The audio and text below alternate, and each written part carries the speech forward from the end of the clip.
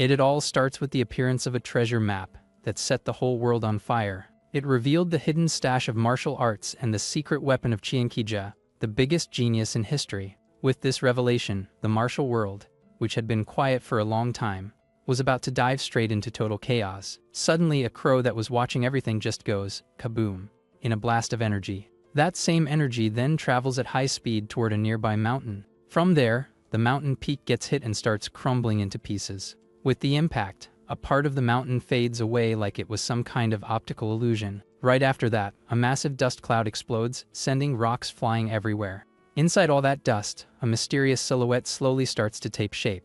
Little by little, the dust settles, and a person's figure starts to become crystal clear. Amidst all that, the first thing we see is the tip of a razor-sharp blade. At that moment, our MC finally shows up, saying he finally managed to get out of there. He looks pretty chill and relieved to have finally escaped wherever he was trapped. Looking up, our hero notices that the sky was actually blue this whole time. But he wonders why he can't remember a single thing about his life before that cave. Even so, our MC tries his best to remember as much as possible about his past. After all, he needs to get his memories back to get his revenge, no matter what it takes. The first memory that pops into his head is of a man introducing himself as Chiankija. Back then, Chiankija told a bunch of kids that need to save the world in 10 years. There were 100 children gathered there in total, and our hero was one of them. The guy remembers that man's terrifying gaze as he demanded total obedience. With that, Chiankija warned them that their martial arts training would start the very next day. At the time, the boy wasn't scared at all. Maybe because he was an orphan with absolutely nothing to lose. From that point on, Chiankija gave a very clear warning to anyone thinking about running away.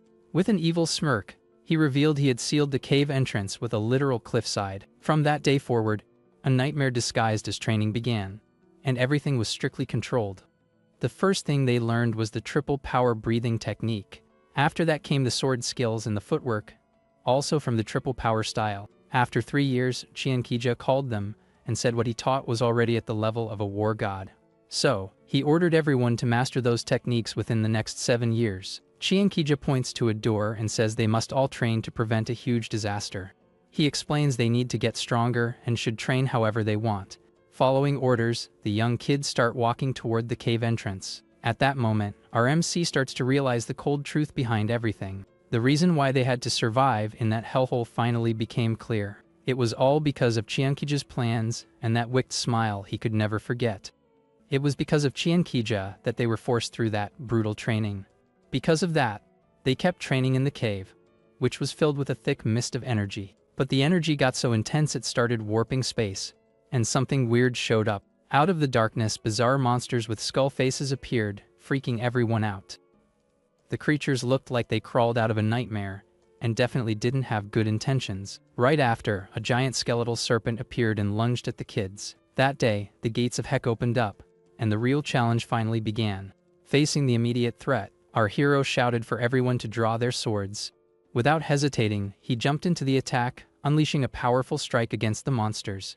Every single day became a constant, horrifying nightmare for all of them. So our MC and the other kids fought non-stop against those monsters. It was a brutal struggle for survival against those freaky creatures. Because of that, their martial arts improved way faster than normal. But in the end, only our hero managed to make it out of that place alive. In his final moments, his friend just asked him to survive at any cost.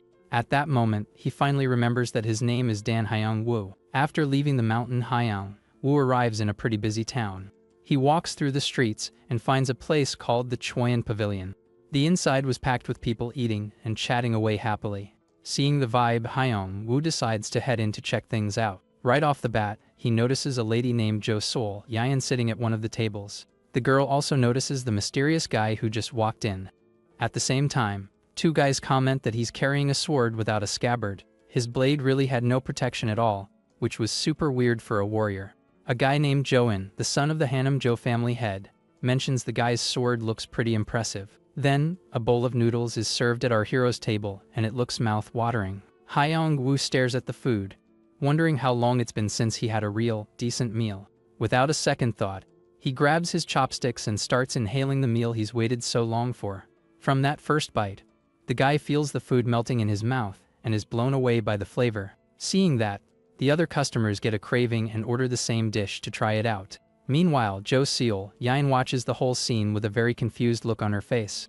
The girl wonders why she feels so drawn to this mysterious person who just showed up. After finishing his meal, our MC is approached by the waiter. The employee stares at him with a kinda weird smile, expecting something. Right after, the waiter says the bill comes to 5 coins and asks for the payment. At that moment, Hyung-woo remembers a tiny, very important detail called money. He realizes he completely forgot how things work in the outside world. Facing the situation, our MC understands that the real problem here was the cash. Sensing trouble, the waiter warns him that if he ate, he has to pay up no matter what. With all the chill in the world, our MC admits he doesn't have a single cent. The waiter is offended by the audacity and suggests he hand over the sword at his waist as payment. But Hyung-woo refuses instantly, saying firmly he can't give that up for anything. He explains the sword was a trade for his last friend's life, so it was incredibly important. Furious, the waiter screams, accusing the guy of planning to dine and dash from the start. The commotion draws attention, and soon a crowd gathers around him with not-so-friendly faces. Suddenly, someone is pushed aside and an old man shouts the name Wyon-ah, looking pretty spooked. Then, a hand reaches out with a bag of money, asking them not to be so hard on him. The owner of the hand is Jo Seol-yeon, and she offers to pay for our hero's meal. The waiter is completely floored by the girl's move and calls her young lady in disbelief. From that point on, Jo Seol-yeon and Hyung-woo just stare at each other, creating a weird vibe. Our hero wonders why on earth this girl is paying for him, and what he's even supposed to say. Looking closer, he notices her eyes look like a child seeing the world for the first time. Even so, Hyung-woo stays silent, just processing the bizarre situation. He continues not getting it while the waiter scratches his head, totally lost. Seeing the vibe, Jo Seol-yeon gets a bit awkward and tries to remember what she was going to say. But it was too late because our MC just turned his back and walked away without saying a word. The girl is shocked by the guy's attitude and can't believe he just left like that. The waiter also complains about his lack of manners for not even saying thanks for the help. So, Joan calls him an ingrate, but Jo Seol-yeon mentions he really didn't have any money. Joan adds that from what he could see, the guy didn't seem to have any internal energy at all. However, Jo Seol-yeon could only think about that incredible sword he had on his waist. Suddenly, a thought crosses her mind and she remembers a very important detail. The sword was a masterpiece, but walking around without a scabbard could cause him a lot of trouble. Because of that, she decides she needs to follow him to help him find some protection for that blade. Meanwhile, Hyung-woo is already outside, reflecting that at least the meal got paid for. At that moment, he realizes he probably should have thanked the girl for her kindness. Back at the Choyan Pavilion, the place was still buzzing with a huge crowd. A new group of warriors starts gathering in the hall with very serious expressions. Someone comments that the Miram Alliance's power is truly impressive for gathering so many fighters. Jo Seol-yeon mentions that the city of Changsha is crawling with Miram Alliance warriors. Joan agrees, saying he never imagined the Alliance leader himself would move in person. Sama Keel explains this is because the Evil Path Alliance is heading to Mount Hyongsan. He also adds that the real reason so many follow the leader is because of his reputation. The man everyone is following is none other than Chienkija, the greatest genius in martial arts history. Legends said he mastered powerful martial arts and could even read the energy of the heavens. In his final years, Chienkija became even more powerful and feared by everyone. From there, he created the lightning shadow blade style that shook the entire world. Using some tricks, he passed his martial art to a wanderer and turned him into a master in 3 years. That warrior became public enemy number 1 and had a tragic end, which only boosted Chiankija's fame before he vanished. Now that the Zhou family found his treasure map, obviously the whole martial world is on the hunt. Sama Keel warns Jo Seol-yeon that even though he's there to protect her, they need to be careful. After all, in this world, completely unexpected things can happen at any moment. Suddenly, Joan opposes his sister's idea and says he's totally against her following that wanderer. He argues the guy has nothing to do with her and is a rude dude who doesn't deserve her kindness. Even so, Jo Seol-yeon still seems a bit hesitant and wants to stick to her decision. However, Sama Keel backs Jo in and warns her that it's way too dangerous to go out alone now. Pressured by the two, the girl just lowers her head and stays quiet, looking pretty upset. Finally, she gives in and agrees to listen, while our hero is already walking through the busy streets. The city is full of life, with vendors haggling over their products and trying to get a deal. In another corner, a musician plays his flute, and a small crowd gathers to clap for his song. Watching all that, our hero reflects on how peaceful the place seems to be. From there, he He notices a mother with her kid at a stall and stops for a moment to watch. The little boy smiles and thanks the woman, who returns the favor with an affectionate pat on his head. Facing that scene, Hyung-woo looks up at the sky with the look of someone who misses something. At that moment, he remembers his friend promising they'd get out of that heck and actually live. Back then, the red-haired guy made Hyung-woo promise one more very important thing. The request was that if he made it out alive, he should go to his house and talk to his dad about him. Our hero just told him to get out of there himself and tell his own story. Hearing the answer, the friend laughed and said he'd definitely do that in person. With a serious look, the red-haired guy made one last request for Hyung-woo not to pass away. From then on, the two friends went back to fighting side by side against the monsters in that hellhole. Suddenly, in the middle of the cave's darkness, a sinister silhouette appeared in front of them. The red-haired friend screamed desperately to warn our hero of the approaching danger. Seeing what was about to happen, Hyung-woo froze, and a tear rolled down his eye. In an act of sacrifice, the guy jumped in front to protect his friend with his own body. Devastated, our MC knelt and asked why he had taken his place like that. With tears in his eyes, Hyung-woo yelled for him to get up because he still had to meet his dad. But the friend just told him to survive and apologized to his dad for not coming back. So, he remembered all the friends who were gone just so he could escape from there. The freedom he dreamed of so much was won through the sacrifice of 99 lives. Under the moon, Hyung-woo admits he has a massive debt to everyone who was left behind. So, he promises he'll collect that debt from Cheonkija, no matter what it costs him. After getting lost in his thoughts, our hero stops wandering aimlessly through the streets. He realizes he walked so much without thinking that he ended up back in the same spot as before. In front of the pavilion door, our MC stops for a second and thinks about what to do. At that moment, he wonders if the girl is still there and realizes he didn't even thank her. With that, he decides to head near Mount Hyungsan and stay in town for a while to watch them. Meanwhile, a group of Mirim Alliance warriors is getting ready to head out on an important mission. The squad leader warns that if they don't rest, they can reach their destination in just one day. Without hesitating, they all take off at high speed, hopping over the city rooftops with great agility. Our hero watches the whole movement with a very attentive and curious gaze. Right after, he also notices that Jo Seol-yeon is heading off in the same direction as them. From the rooftop, he sees that the girl is also leaving with the other Alliance warriors. Given the situation, he wonders where on earth all those people are going in such a rush. Night falls over the city, and the starry sky lights the way for the travelers on their path. Soon after, the group of warriors makes a stop to rest at the entrance of Mount Hyungsan. Our hero, who followed them from a distance, wonders if they're going to the same place he came from. He notices the group behind also seems to be headed there and wonders what they're looking for. Meanwhile, two men are talking, and one of them expresses worry about the Evil Path Alliance's moves. From there, a man named Juge Jongshin tells the Alliance leader not to worry too much. However, Dokwon, the Alliance leader, replies that maybe his instincts are failing him. At the same time, Jo Seol-yeon looks pretty beat from the long trip and lets out a tired sigh. Because of that, Peng Cheol-yang approaches her and suggests she get some rest. But Jo steps in front of him and tells him to leave her alone, saying he'd handle it himself. Suddenly, a group of villains emerges from the shadows, and one of them says he finally found them. With a completely wicked smile, the enemy leader says he found the Mirim Alliance. Then Seohyo-gui mocks them, saying they hid pretty well until now. Seeing the imminent threat, Dokwon draws his sword and shouts for everyone to get ready for a fight. Right after, Juge Jongshin warns his leader to be careful since the Evil Path Alliance has joined them. Dokwon admits that Seohyo-gui is no easy opponent to face in a fight.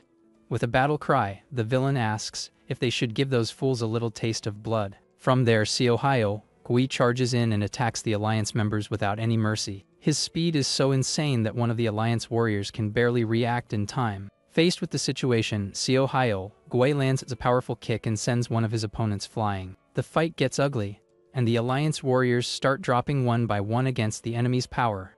At that moment, a mysterious figure lands on the ground with total stability, ready to act. With a victorious grin, Seohyo-gui comments that all the weaklings have already been defeated by him. Seeing the situation, Dokwon jumps into action and goes after the villain with a powerful attack.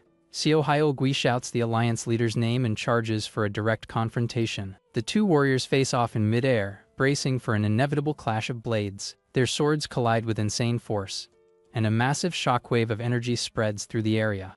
Meanwhile, the other Evil Path Alliance members continue the massacre against the Alliance.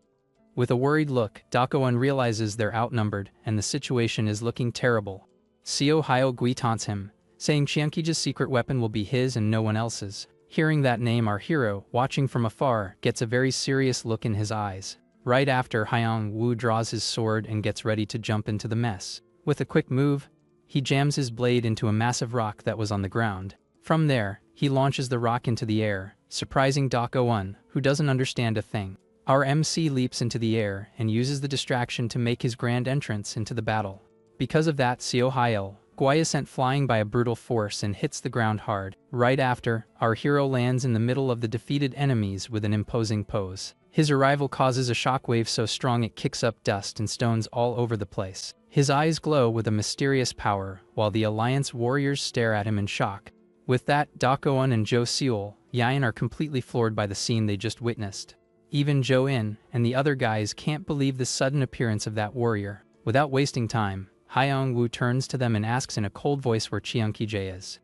Juj Jongshan wonders where he came from, as even the Alliance leader didn't sense his presence. From there, Dakoan thanks him for the help and reveals that Chiankije is no longer among them. He says Chiankije passed away 10 years ago, leaving our hero totally speechless. Our MC stays silent, wondering if Chiankije, the man he hates so much, is really gone. He realizes he didn't even get the chance to make him pay for his friends' lives. Repeating the word gone, a sinister green aura starts slowly oozing from his body. The energy around him gets thicker and scarier for everyone watching. The Alliance warriors feel a crushing pressure, and one even lets out a groan of pain. Without even noticing, a void aura starts flowing from our MC's body. Because of that, the energy plunges all the Alliance warriors into a feeling of total loss. Facing the situation, Hyung Woo reflects that his target for revenge is gone after everything he went through. At that moment, he remembers his friends asking him to tell their families about them.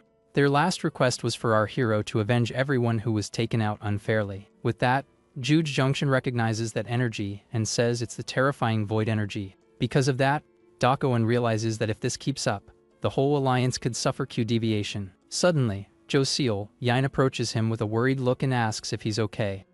Hyung Woo looks at the girl and remembers he followed her there because of her kindness. He also recalls that he only made it out of that heck because of his friend's goodness. From there, our MC understands he needs to do something else now that Chiankije is gone. Looking up at the sky, he decides his new mission is to find his companions' families. Soon after, the aura vanishes, and the warriors wonder what happened to that feeling. Dakoan is shocked because even skilled masters can't escape that energy, and he questions his identity. With a determined look, our hero seems to have finally found his new purpose. Faced with the situation, our MC just turns around and stares at the girl who approached him. With a curious look, Jo Seol Yain asks if he's by any chance looking for someone. Soon after, she turns to Sama Keel and says that mysterious guy helped them out. From there, the lady suggests he travels with them until he finds who he's looking for. Hearing the girl's requests, Ma Keel gets thoughtful and starts analyzing the situation. He finds it hard to refuse but worries if the Alliance leader will approve of the idea. Facing the dilemma, Dakoan also stays silent and weighs the proposal carefully. He recognizes our MC as a dangerous guy who took out the enemies with a single strike. Since they lost many warriors, it would be better to keep him close than to let him walk away. So, the Alliance leader finally approves the idea and accepts the guy into the group. Hyung Woo just watches their decision without showing any reaction at the moment. With that, Sama Cheol invites him to work for an escort agency to go along with them. The other warriors are surprised because the Hanam agency is very strict and famous. However, our hero doesn't seem too hyped about the offer and is in doubt. Seeing his hesitation, Joan complains and asks if he's really thinking about saying no. With all the calm in the world, our hero admits he doesn't even know what an escort agency is. Faced with the answer, Jo Seol Yain and the others are shocked, but she offers to explain everything. After the explanation, Sama Keel starts wondering if this was really the right call to make. Meanwhile, two warriors comment on where that random mountain man came from out of nowhere. But one of them points out the guy's sword and asks if Peng Cheol Young felt it too. The sharp aura coming from that blade definitely wasn't from a common item, and it drew attention. So, the two men comment that the sword needs an owner worthy of its status. However, they decide to wait because the plan is to attack when the Alliance leader enters the mountain. From there, the sun rises on the horizon, and a new day begins for the group of travelers. Soon after, they finally reach their destination, the imposing Mount Hyangsen. Watching the place, Sama Keel comments that he feels a weird and sinister vibe coming from there. Our MC just watches the mountain in silence, looking pretty familiar with the place. At that moment, he realizes that was the place they had been looking for from the start. Dakoan wonders if he'll finally see Chiankija's manual, but the problem was finding the cave. With that, several warriors start climbing the mountain and shout that the entrance isn't visible. Facing the situation, Dakoan says they can't wait anymore and will have to break the mountain. With a confident smirk, our hero seems to have a much better plan in mind. He reflects that he needs to find Chiankija's entrance by sensing the energy coming from the spot. From there, Hyong Woo feels a purple energy coming from a specific point and confirms it's there. Without a second thought, our hero takes off at high speed toward the location. With incredible agility, he starts climbing the mountain, leaving everyone behind in shock. Soon after, the guy lands in a hidden spot that no one else had been able to find. With a serious look, he turns to the group and warns that the real entrance is right there. Shocked by the reveal, Dakoan asks how he knew the way to that place. Calmly, our hero replies that was the place where he lived for a long time. Jo Seol-yan is surprised by the answer, while two guys laugh at the whole situation. They comment he's nothing but a wild man, which is why his sword doesn't have a scabbard. From there, Dakoan gives the orders and says the search will be done by the unit leaders. Following the command, the other warriors get ready to guard the mountain perimeter. Finally, Dakoan approaches Hyong Woo and thanks him for once again helping the group. However, our hero warns that there's nothing of value inside that cave. He explains the only things there are memories of death and a whole lot of suffering. At that moment, a sinister red aura starts flowing from him as he remembers the past. The cave entrance looks like a portal to a dark place full of dangers. Faced with the situation, Dakoan asks him to leave the rest to them and not get involved anymore. So, the leader and his men enter the cave while our hero just watches. Hyong Woo reflects that since Chiankija is gone, whatever happens there is no longer his business. Soon after, Jo Seol-yan approaches him to clear up a doubt that was bugging her. The girl asks with a curious look if he really lived in that place. With a simple nod, our hero confirms the lady's question without saying a word. Suddenly, some warriors pull Jo Seol-yan away from him pretty aggressively. Their attitude gives Hyong Woo an irritated and not so friendly look at the situation. One of the men shouts there's no guarantee the guy isn't an enemy spy. Peng Cheol-yang defends him, but the other warrior insists it could all have been an act. With that, the guy suggests Hyong Woo hand over his sword to prove his innocence. Looking closely, the warrior notices the sword is way more than it seems to be. He realizes the sharp aura coming from it is something he's never seen before in his life. With that, our hero grips his blade and asks if they really want it. The man gives a mocking smirk and tells him to hand over the weapon once and for all. But Peng Cheol-yang tries to step in and explains the sword was entrusted by a friend who's gone. So, Hyong Woo warns he won't hand over the blade to anyone, not even if he passes away. The warrior just gives a wicked smile and gets ready for the fight that's coming. Seeing the drama, Jo Seol-yan and Peng Cheol-yang get very worried about the situation. From there, the two men start moving to surround our MC quickly. Hyong Woo instantly realizes the attack plan of the two guys surrounding him there.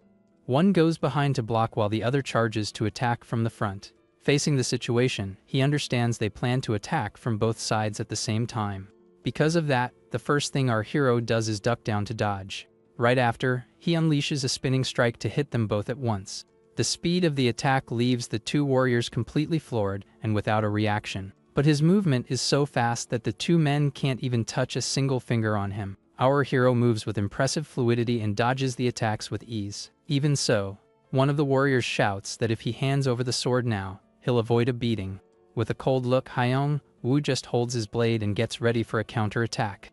His eyes glow with a purple energy, and he gets ready to end this once and for all. Suddenly, Dakoan comes out of the cave and shouts for them to stop with all that nonsense.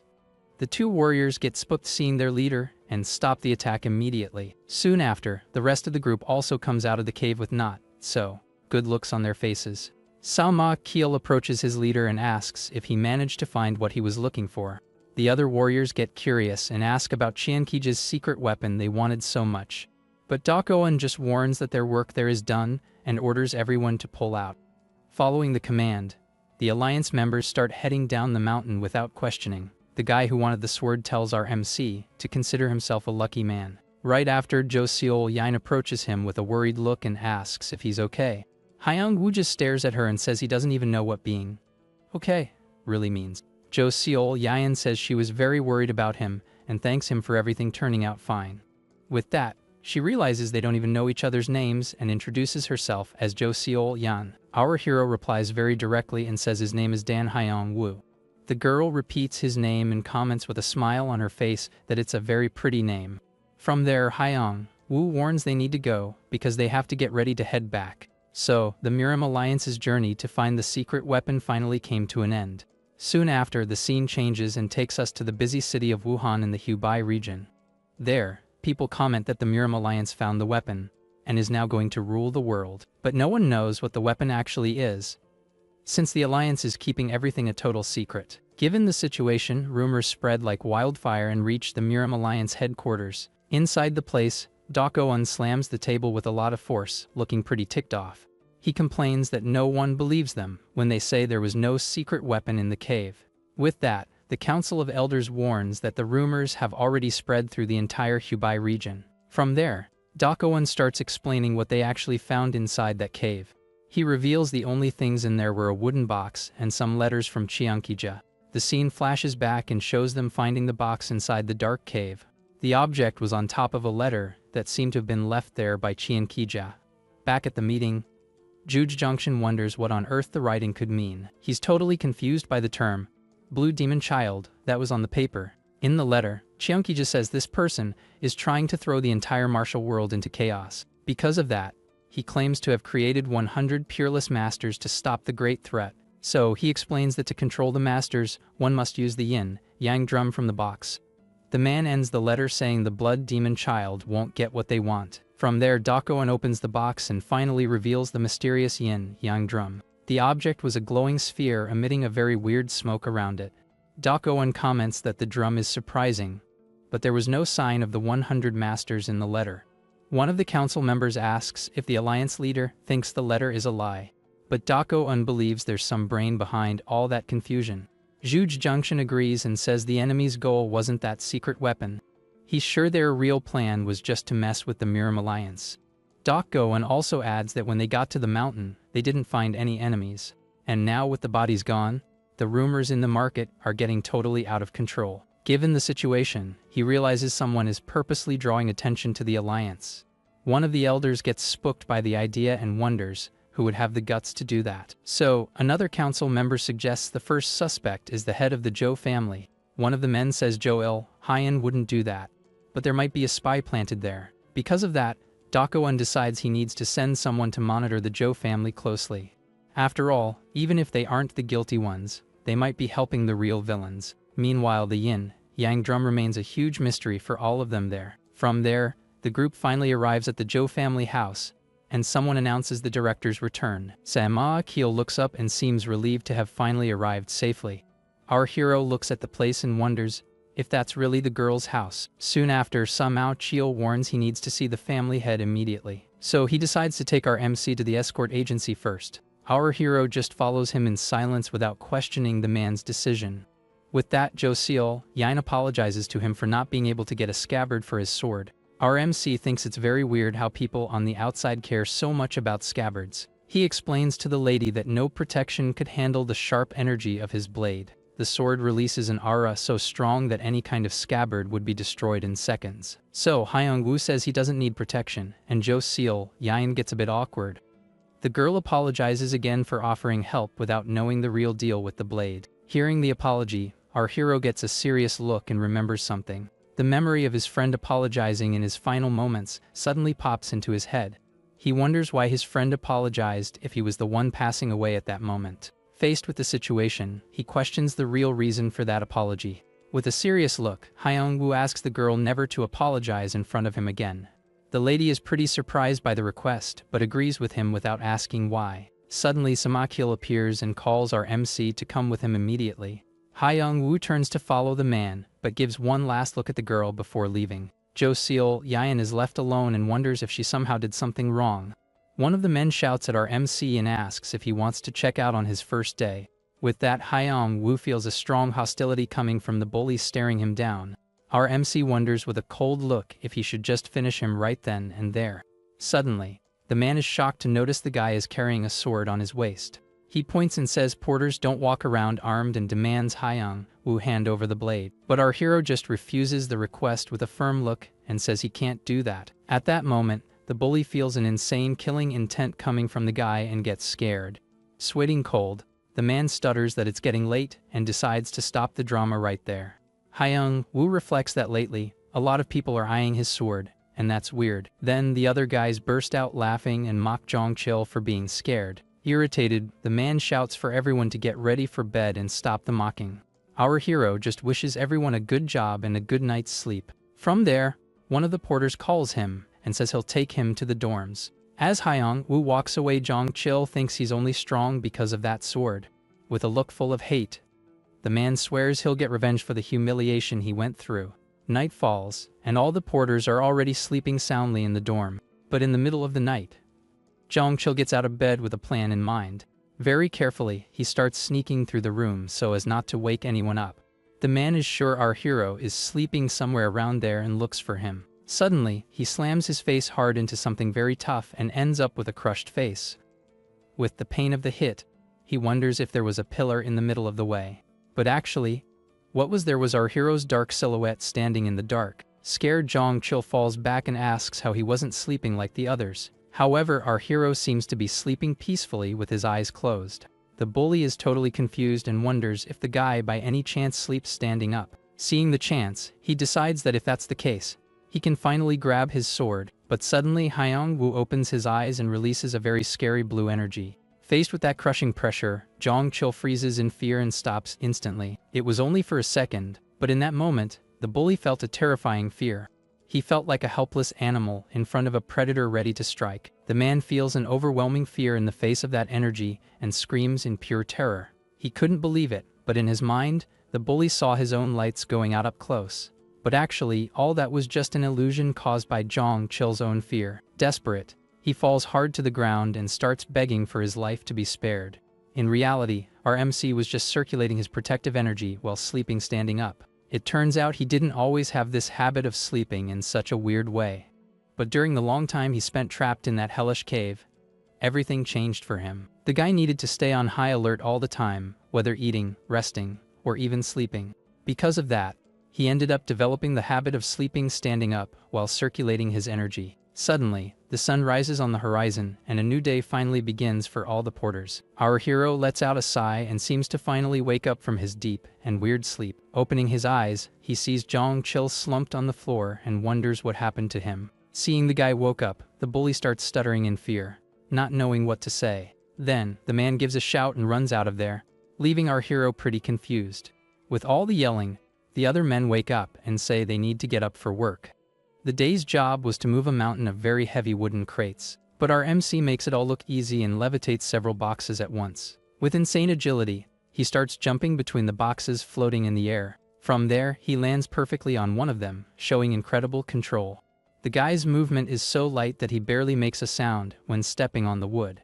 In the blink of an eye, our hero stacks all the boxes perfectly. From the top, he asks if he did it right and comments that the porter job is pretty easy. Faced with the scene, the other workers are jaw-dropped, not believing what they saw. With that, Hyung Woo offers to do the rest of the work alone since he's already there. One of the men screams desperately for him to be careful while more boxes fly through the yard. Two guys comment that the newbie isn't normal and is definitely going to steal their jobs. Suddenly, Jo Seol Yin shows up, and the men wonder what she's doing there. The girl remembers him asking her never to apologize again because it worries him. Jo Seol Yin admits she couldn't sleep thinking about that and came looking for him. Our hero notices the lady's presence and is a bit surprised to see her there. The lady gets all embarrassed and calls him Brother Hyung Woo, without even noticing what she said. Our MC explains he started working as a porter, and the girl asks if he's okay. All awkward, she stutters and asks what he likes or doesn't like, but thinks that wasn't what she wanted to know. Hyung Woo replies that he likes peace, and the only thing he hates is when that peace is broken. Hearing the answer, the girl gets thoughtful and stares at him with a very curious look on her face. He also adds that he hates hearing a friend apologize for something that wasn't their fault. The lady is happy to realize he considers her a friend and promises never to say that again. Suddenly, the sound of horse hooves hitting the ground interrupts the two's conversation. Right after, a group of writers approaches, and one of them comments it was a big coincidence. The newcomer is Peng Cheol-yang, and he praises the girl's beauty with a smile on his face. Jo Seol-yan is surprised to see him and asks what brings him there since he should be busy. The guy explains he's on a Miram Alliance mission to support the Hanam escort agency. However, contrary to our hero's wish for peace, things wouldn't be that simple. The martial world was about to dive into a whirlpool of chaos and a whole lot of mess. Elsewhere, a man discovers that his unit of 30 people was completely wiped out. The girl gets all embarrassed and calls him Brother Hyung Woo without even noticing what she said. Our MC explains he started working as a porter, and the girl asks if he's okay. All awkward, she stutters and asks what he likes, but thinks that wasn't what she wanted to know. Hyung Woo replies that he likes peace, and the only thing he hates is when that peace is broken. Jo Seol-yan listens very carefully to every word the guy says to her with a curious look. He also adds that he hates hearing a friend apologize for something that wasn't their fault. The lady is happy to realize he considers her a friend and promises never to say that again. Suddenly, the sound of horse hooves hitting the ground interrupts the two's conversation. Right after, a group of riders approaches, and one of them comments it was a big coincidence. The newcomer is Peng Cheol-yang, and he praises the girl's beauty with a smile on his face. Jo Seol-yan is surprised to see him and asks what brings him there since he should be busy. The guy explains he's on a Miram Alliance mission to support the Hanam escort agency. However, contrary to our hero's wish for peace, things wouldn't be that simple. The martial world was about to dive into a whirlpool of chaos and a whole lot of mess. Elsewhere, a man discovers that his unit of 30 people was completely wiped out. The man apologizes for not being able to find out who was responsible for all that. He comments that their unit was strong enough to take out the Miram Alliance's best. Suddenly, a mysterious hand emerges from the darkness and releases a very sinister red energy. With that, several warriors' bodies are thrown into the air like they were nothing. The mysterious force seemed to be taking out everyone present without any trouble. A red eye appears, and the man wonders if Chiankija really created 100 monsters like him. With a wicked smile, the villain says he's looking forward to seeing the result of Chiankija's plan. Then, one of the men carries the body of his companion who was defeated in combat. So, the leader orders that everyone who went to the mountain be investigated without exception. With a shout of fury, he swears he'll find the one responsible for taking out his unit. Right after, the scene goes back to the escort agency on a very sunny and peaceful day. Peng Cheol-yang introduces himself and comments how Jo Seol-yan gets prettier with each passing day. The lady gets a bit embarrassed by the compliment, and seems a bit uncomfortable with the situation. Suddenly, the guy frowns and wonders why that guy is near her again. With a not-so-friendly look, he stares at our MC who just watches everything in silence. With a mocking smile, Peng Cheol-yang says it's ridiculous for a porter to have a sword. Jo Seol-yan gets worried and warns our hero not to get into trouble with him. Peng Cheol-yang is shocked to hear the girl calling him brother, and doesn't like it one bit. From there, Peng Mai-ryung warns that the reason the order arrived so fast was because of her. Suddenly, another man approaches the group and asks who there is. Dan Hyung Woo. Our hero calmly confirms that's his name, leaving the girl surprised. The newcomer introduces himself as Hyung Pyo and says he came to train the new porter. Jo Seol-yan is shocked because Hyung Woo barely started working and is already going on a mission. Peng Cheol-yang explains that's his job and sees a chance to get closer to the lady. Our hero admits he doesn't even know what an escort mission is but won't hand over his sword. Hyung Pyo is confused by the sword talk and just asks the guy to follow him. With that, Peng Cheol-yang provokes him and asks why he's stalling to obey his superior. Peng Mai-ryung watches the scene with disgust and thinks her brother is very childish for a vice leader. She notices Hyung Woo wasn't rattled by the provocation and wonders if the sword is just for show. Without saying a word, our hero simply turns and starts walking, leaving Jo Seol-yan worried. Peng Cheol-yang thinks our hero got offended and calls him a useless guy. But our hero says he's just following, leaving Jo Seol-yan very confused. With that, he explains he can't get fired, so he needs to follow orders. Jo Seol-yan is moved by his attitude and calls him brother once again. So, Hyung Woo starts following his superior without caring about the provocations. Sima Keel warns that Jong Chil will teach him and asks Hyung Pyo to keep an eye on him. In his thoughts, he decides he needs to separate them before they get too close. Hyung Pyo is confused and asks what he means by helping an adult. The director just replies that he'll understand when he meets him in person. With that, he remembers the guy said he lived alone in the mountains, which is why he's weird. The guy's sword emits a purple aura, and he thinks it's weird for a porter to have a weapon. Given the situation, he approaches and asks if the guy by any chance trains with swords. Our hero calmly replies that he uses the triple power sword technique. Hyung Pyo laughs and says that's a beginner technique that's no good for real combat. So, he draws his own sword to show how a real warrior fights. Hyung Woo stares at the man with a very cold and calculating look, showing no emotion. From there, Hyung Pyo challenges him and asks him to show his sword skills. With that, our hero asks very calmly if what he really wants is to check out. The man is shocked and stutters that he only wanted to test his skills in a fight. Our hero repeats the question and doesn't seem to get the concept of fighting without finishing the job. Bluntly, Hyung Woo just states he's much stronger than he imagines. Faced with the answer, Hyung Pyo is jaw-dropped, not believing what he just heard. He gives a laugh and says a newbie would never be as strong as someone who trained their whole life. But the man praises his confidence and says he'll teach him to get much stronger. So, our hero just holds out his hand toward him with a smile. Right after, he starts making a very weird gesture with his fingers in front of his face. Hyung Pyo is totally lost and wonders what on earth he's doing now. Hyung Woo explains he needs to calculate, because it's the first time he isn't going to end someone. With his fingers, he starts measuring his opponent like he's planning every move. After analyzing, he says he finally gets it and now can avoid the worst from happening. Faced with the situation, Hyung Pyo finally gets what the director meant by all that. Without a second thought, the man shouts and gets ready to finally start the fight. From there, he charges in at our hero with his sword in hand. Hyung Woo just watches his opponent's attack with a very calm and serene look. Faced with the strike, Hyung Pyo wonders if this was really the level of attack he expected. With a wicked smile, our hero thinks that to not end him, he must strike in front of his eyes. Right after, he starts releasing a glowing blue energy from his body slowly. His aura gets stronger and stronger, and lightning starts coming out of his body non-stop. With that, he unleashes a giant pillar of light that shoots up to the heavens and surprises his opponent. Hyung Pyo is completely shocked and lets out a scream of terror seeing that power.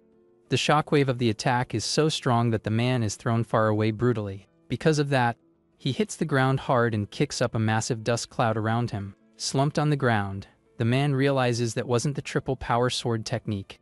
He's totally floored, and without a reaction to what just happened right in front of him.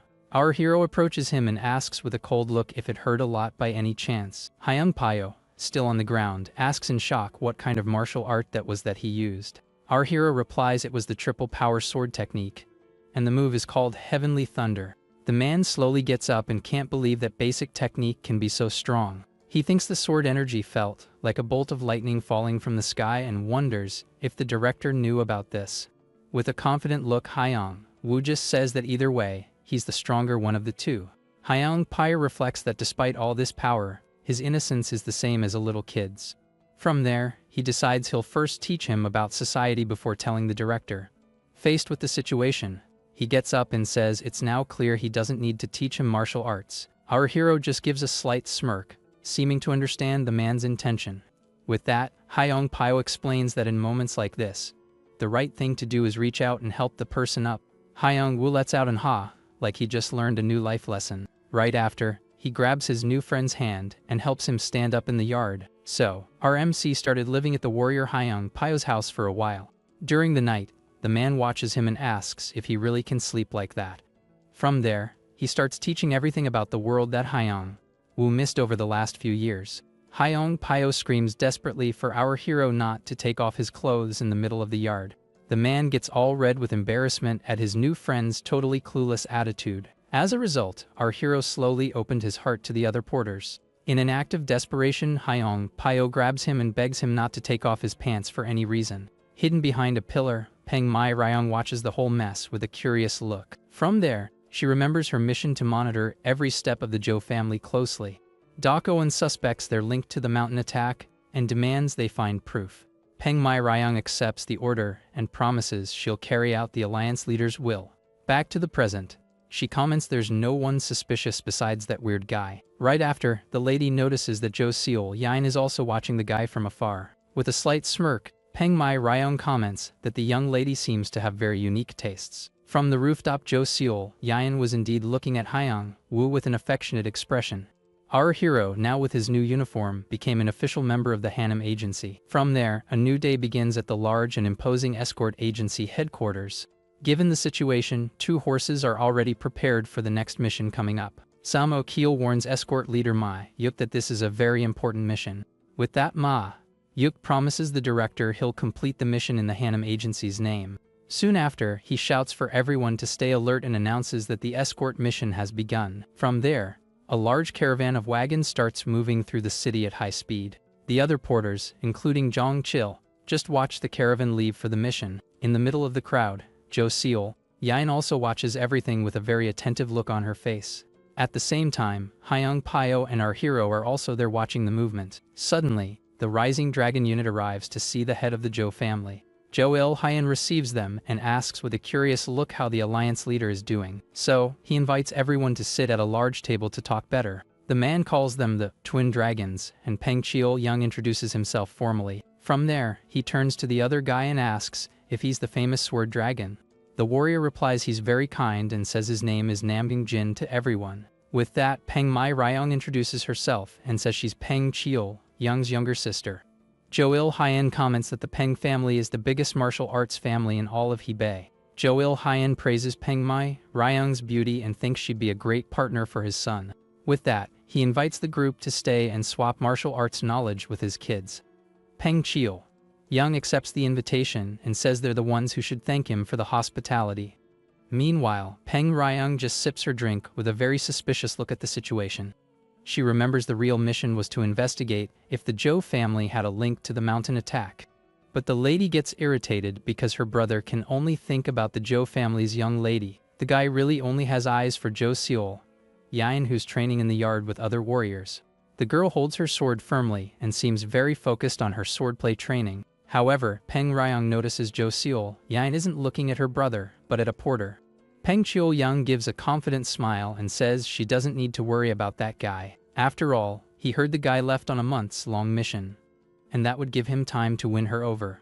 The scene changes and shows the escort team having their last meal before leaving for the trip. A juicy piece of meat is prepared for the warriors to enjoy before the long journey. Our hero was totally focused on the food in front of him at that moment. Without caring about anything else, he just gets ready to savor his well-deserved meal. With chopsticks in hand, Dan Hyong Woo savors every piece of juicy meat while enjoying the feast. For him, eating real food is the most incredible moment since he finally left that hellish cave. Watching the scene, Hyung Pyo comments that our MC eats in a unique way, like he's doing a sacred ritual, while devouring the dish. The guy listens closely to the fact that the next escort mission's destination will be the Sichuan region. From there, he finds out the client for this important job is the famous and powerful Tang family of Sichuan. Leading the group, we see Tang Ho Guan, a respected elder who carries a very serious and intimidating expression. Beside him walks Tang Cheol Ji, who is also part of the elite of this traditional clan and helps with security. Besides the agency warriors, the Tang family itself sent its best personal guards to ensure the trip's success. Because of that, we see warriors with unfriendly faces who are ready to protect the valuable cargo no matter what. Tang Ho Guan follows on his horse, maintaining an imposing posture while emitting a very mysterious aura wherever he goes. Unaware of the danger, our hero stays focused only on finishing his delicious lunch without caring about the external tension. Suddenly, a colorful butterfly approaches the elder, drawn by a very pleasant fragrance coming from the old man. With a quick movement, Tang Ho Guan reaches out his fingers, and the little insect lands peacefully on them without suspecting a thing. At that moment, a blast of energy explodes the butterfly, leaving only tiny traces of light glowing in the air. Surprised by his own action, the old man looks back, feeling that something unusual is bothering his peace in that place. Tang Cheol Ji notices Tang Ho Guan's restlessness and quickly asks what's wrong with the elder. With a thoughtful look, the old man comments that he felt a presence very out of the ordinary coming from those simple porters. At that moment, he tries to identify who would be the owner of such power while his eyes glow with suspicion. Faced with the situation, the group of workers stays focused on their meal without even noticing they're being watched. Our hero keeps his chill expression and enjoys his meat dish with total indifference to the tense atmosphere. Meanwhile, Mayuk approaches on his black horse to give the final instructions before the departure. The escort leader guarantees the client that everything is ready and everyone can be at ease about the trip. Hearing that, the elder wonders if the energy he felt before was just Ma Yuk's own strength. Even so, Tang Ho Guan decides to pick up the pace and questions if that warrior's aura was always this powerful. Right after, Yuk lets out a command shout, ordering everyone to finish eating as fast as possible. He makes it very clear to those present that the Hanam agency's main motto is extreme agility in its deliveries. So, the boss warns that the 4-month route will have to be done in just 1.5 months of travel. Hearing the absurd deadline, the porters get desperate and wonder if they'll be able to handle this insane pace. Faced with the situation, Hyung Pyo warns our hero never to fall behind, or he'll be kicked out of the agency on the spot. With the final departure shout, the group starts organizing while the guy reflects on that weird warning. Leader Ma Yuk's escort missions are famous for being very hard, and he never accepts taking shortcuts along the way. Besides, it's not just the trained warriors who suffer, since even the porters need to run at the speed of the horses. While the others are almost out of breath, Dan Hyung-woo runs with total calm, and Hyung Pyo asks him to hang in there. Even with the frantic pace of the trip, our MC seems like he's just out for a peaceful stroll without making any effort. As the hours pass, the sun starts setting on the horizon, and the caravan keeps pushing forward without any break. During the night, Mayuk asks if the guy never rests, and Hyung Pyo explains he usually sleeps standing up. Soon after, the wagon wheels keep turning at high speed while the group follows the set path. In just 2 days, the team finally reaches the foot of Mount Pyeongjong, located in the Nahol district. Suddenly, a flash cuts through the blue sky, and a sharp weapon flies at high speed toward the travelers. Realizing the immediate danger, Tang Cheol Jai lets out a warning shout and pulls his horse's reins to stop. At that moment, a massive spear flies with absurd force and prepares to hit the ground right in front of them. Faced with the threat, Ma Yuk keeps his posture firm on his horse while preparing for any kind of combat. With a quick movement, the agency leader blocks a surprise attack with extreme skill and precision. Right after, Ma Yuk demands to know who are the people trying to disrupt the trip in such an aggressive way. At that instant, a mysterious figure lands in the middle of the woods and says they're the ones who should be asking questions. At that moment, bandits come out of the thick brush and surround the caravan with wicked looks, showing they're not playing around. With that, the bald leader warns that if they leave the goods and go away, they'll spare everyone's lives. But the tone is a threat. Faced with the situation, Tang Ho Guan tells Tang Cheol Ji just to watch because they don't need to be alarmed yet. Meanwhile, Hyung Pyo calms our hero down, saying they just need to pay the toll for them to vanish, and with that, Dan Hyung-woo asks if they're like the bandits he met before. Right after, Ma Yuk throws a pile of coins to the big guy and orders them to clear the way right now. At that moment, the villain catches the money in the air with a very cynical smile plastered on his face. With the cash in hand, he looks at the coins and shows that that amount won't be enough to let them pass. So, furious, the bald guy shouts that he doesn't accept that pittance and demands they hand over all the goods now. Without waiting for an answer, the bandit leaps into the air with his giant sword and charges at Ma Yuk with everything. At the same time, Hyung Pyo gets spooked by the sudden attack, while our MC watches everything calmly. Staring fixedly, Dan Hyung-woo notices that guy actually has a real and dangerous killing intent. Thus, the blades clash with force, and the impact makes Ma Yuk's horse back up because of the pressure. Meanwhile, the aerial duel remains intense, and sparks fly while the two warriors fight for every move. Faced with the enemy's brute force, Ma Yuk ends up getting hit and spits blood from the violence of the strike received. After the successful attack, the big guy lands on the ground firmly and gets ready to continue the fight. The bald leader bursts out laughing and asks if they really think a tiny agency can stop his group. With that, the other criminals charge in at the escort warriors without showing any mercy. Faced with the crowd of enemies, the porters get desperate and wonder how they'll deal with so many people at once. Tang Ho Guan realizes they aren't common bandits and seriously questions who would be the master behind them. The villain mocks, saying they're heroes of the Green Forest, and tells the old man to feel honored to pass away by his hands. At that moment, the bald guy runs toward the elder with his heavy weapon and promises to end his life right now. But the elder comments it's a shame they aren't just simple thieves, because now he'll have no mercy at all. Soon after, golden needles fly at high speed and hit a nearby tree with a totally destructive impact. The force of the throw was so great the wood cracks while a purple and very sinister energy oozes from the tiny weapon. With that sight, the bandit leader's eyes widen, not believing that tiny needles could cause that much damage. Because of that, the villain looks at his own chest and notices a hole, while blood drips from his mouth quickly. So, the big guy's body slumps without life while a mist of blood spreads across the whole battlefield. At the same time they see their leader defeated, the other criminals stop the attack and are paralyzed in terror. Meanwhile, Tang Ho, Guan shows more needles between his fingers and warns it was a mistake for them to touch the family's cargo. To finish off, the elder releases a rain of fatal projectiles and asks if they thought they could touch them. With a quick movement, the elder releases a rain of lethal needles toward the criminals trying to approach. At that moment, the projectiles cut through the air at high speed, hitting the opponents accurately and very fast.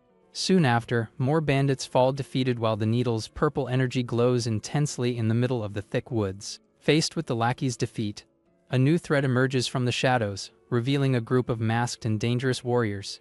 With that, the leader of the Death Spirit Squad comments that the forest bandits really weren't enough there. From there, the villain reveals he received direct orders from his master to eliminate everyone present without any mercy. Realizing the real danger, Tang Ho Guan warns that these new enemies are elite warriors and everyone should stay alert. So, the elder states that the goods must reach the final destination even if the escort agency is defeated. At the same time, Tang Chiel Ji reinforces that they are the best warriors handpicked to protect the family's items. Meanwhile, the masked assassins charge in at the caravan, starting a brutal confrontation in the middle of the forest. At that moment, the sound of clashing steel echoes through the whole place, and chaos takes over the battlefield between the two groups. Because of that, Yuk fights desperately to hold back the enemy's advance while trying to keep his men protected there. Watching all the mess, our MC stays standing in the center of it all, analyzing every move of the opponents. Faced with the situation, someone shouts desperately to keep the formation because the masked one's attack is extremely violent. Suddenly, one of the agency warriors is seriously hit, and the guy realizes the situation got very tense now. Mabi Yuk realizes his men are no match for the masters and notices the Tang family doesn't plan on helping them now. Right after, Hyong Pio lets out a shout of pain when hit by a violent strike that throws him far away with force. With that, Dan Hyong Wu watches the scene with a stained face while his eyes glow with a silent fury. At that moment, warrior Hyong Pio tries to defend himself, but ends up being brutally surrounded by the masked enemies. From there, the guy remembers the moment his friend offered food and showed a kindness he never forgot. Given that, our hero decides to act and releases an intense blue energy while holding his sword very firmly. With a quick movement, he invokes the heavenly thunder, and a giant beam of light cuts through the battlefield with total power. Because of that, one of the enemies is hit full on by the electric discharge and becomes just a black shadow in the middle of the light. Thus, Hyung Pio is in shock witnessing that demonstration of absurd strength coming from his companion there. Meanwhile, the other villains wonder what kind of explosion that was and if a bolt of lightning really fell from the blue sky. He then asks if that strike was indeed the heavenly thunder technique the guy used during the training before. Desperate, Hyung Pio begs Dan Hyung Wu to run and help the other warriors who are in real danger. But the guy just replies that he only saved him for being his friend, and shows no interest in helping the rest of the group. Faced with the situation, the man insists and asks pleas for him to save everyone, since they're all travel companions. At the same time, leader Mar Yuk suffers a serious wound, and the escort scenario gets more and more critical and dangerous. Cornered by the assassins, the porters beg for their lives and say they don't even have internal energy to fight. Reflecting on the term companions, Dan Hyung Wu stays silent while processing his friend's desperate request. Deciding to intervene, our MC moves forward with his blade in hand to save all the warriors from this deadly ambush. With an icy look, he gets ready to release his power and end those masked criminals' fun now. Seeing the guy's quick move, leader Ma Yuk's eyes widen, and he's totally without a reaction to that scene. At that, the combat gets more and more tense, and the escort members suffer violent attacks on all sides in that place. Meanwhile, Elder Tang Ho Guan fights several enemies at the same time, showing all his experience in battle. Soon after, one of the masked ones warns that the hidden weapons won't work and tells the old man to give up his cargo. Caught by surprise, the elder breaks a cold sweat realizing a blur passed by him at an impossible speed to follow. Only the old master manages to minimally catch Dan Hyung Wu's movements as he cuts through the battlefield like lightning. Stopping in front of the villains, our hero asks if that's already enough for them to stop all the mess. Suddenly, a blast of blue energy swallows the assassins and turns the whole place into a scene of pure destruction. After the overwhelming attack, Dan Hyung Wu stares at the damage with total indifference while the survivors look on in shock. From the top of the mountain, the battle smoke can be seen from far away, marking the tragic end of that elite enemy unit. Elsewhere, a mysterious woman is dropped to find out the entire Death Spirit squad was wiped out. That lady there is Umunhai, and she leads the dangerous Death Spirit squad of her powerful family with a very sharp look, asking if her men weren't enough to finish off old Tang once and for all. The lackey apologizes and explains there was a powerful master in the middle of the escort that no one knew before. Given the situation, the lady decides she'll solve the problem herself in person and see who this master is. At that moment, the subordinate is totally in shock at the idea and asks if the boss is really going there alone. He seems very worried because he didn't expect the family leader to get involved in a fight like this so soon. With a very mean smile, she confirms she'll find out the identity of this mysterious warrior one way or another now. Apparently, the young master is very confident that no one in the martial world can stop her overwhelming power. Thus, we meet the Yuman clan, which rules over a third of world trade and has totally absurd wealth. Even not being one of the big five, they rule over a lot. And now they know valuable secrets about the Tang family. Meanwhile, leader Yuman Huang discovers that the rivals manufactured the dreaded thunder grenades with the help of allies. Soon after, he is warned that 5 wagons full of those weapons are already on the road being escorted right now. Because of that, the old man is surprised because this manufacturing method vanished centuries ago along with the old sect. He notices the game changed completely now that this destructive weapon has reappeared by surprise in the martial world. The subordinate explains that the people from the blacksmith palace are the real descendants of that old and powerful sect. From there, they managed to bring back the technology that all warriors thought was lost forever. Feeding a little bird, the old man reflects that these hares finally put the grenades back on the war map. With that, he realizes the power of 5 wagons full of those weapons is something truly terrifying and out of the ordinary. Looking at the horizon, he comments that this amount of explosives would be capable of wiping out entire regions with ease. Given the situation, greed starts talking louder, and the elder already starts planning his next step. Holding the small bird firmly, he says the Yamun clan needs to take those weapons for itself at any cost. He doesn't want to leave such dangerous technology in the hands of his enemies, and is ready to carry out the heist.